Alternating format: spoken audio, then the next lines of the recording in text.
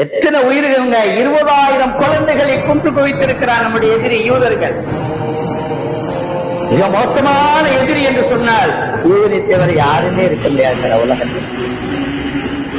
ரோட்ல நம்ம போறோம், ஒரு சின்ன ஆக்சிடென்ட் ஆயிடுச்சு, அவன் முஸ்லிமா இந்துவா சின்ன பிள்ளை உதவி செய்யறோமே, ஆனா அந்த ஒரு மனப்பக்குவம் கூட அவன்கிட்ட இல்ல. நேரடியா தாக்குறான மக்களை. ஆனால் அதுக்கு என்ன காரணம் தெரியுமா? அந்த மக்களுக்கு இருக்கக்கூடிய அசைக்க முடியாத நம்பிக்கை தான்.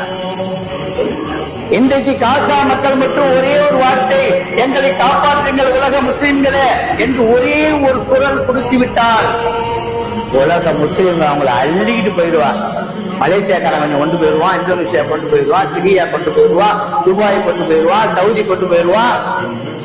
ஆனால் அது உங்களுக்கு நோக்கம் அல்ல. நாங்கள் பொறுமையோடு இருந்து எங்களுடைய நாட்டை நாங்கள் காப்பாற்றுவோம், பைத்துல் முகத்தஸை பாதுகாப்போம் என்று எத்தனை ஆயிரம் உயிர்கள் பலி போனாலும் பரவாயில்லை, எங்களுடைய ஈமான் மட்டும் போகாது என்று சொல்லி அந்த குழந்தைகளும் பெண்களும் இருக்கிறார்களே, அதற்கு கிடைத்த வெற்றி தான் இன்றைக்கு அல்லாஹ் தஆலா கொடுத்திருக்கிறான். இந்த வெற்றிக்கு அல்லாஹ் முழுமையான வெற்றியை தந்திருப்பார்.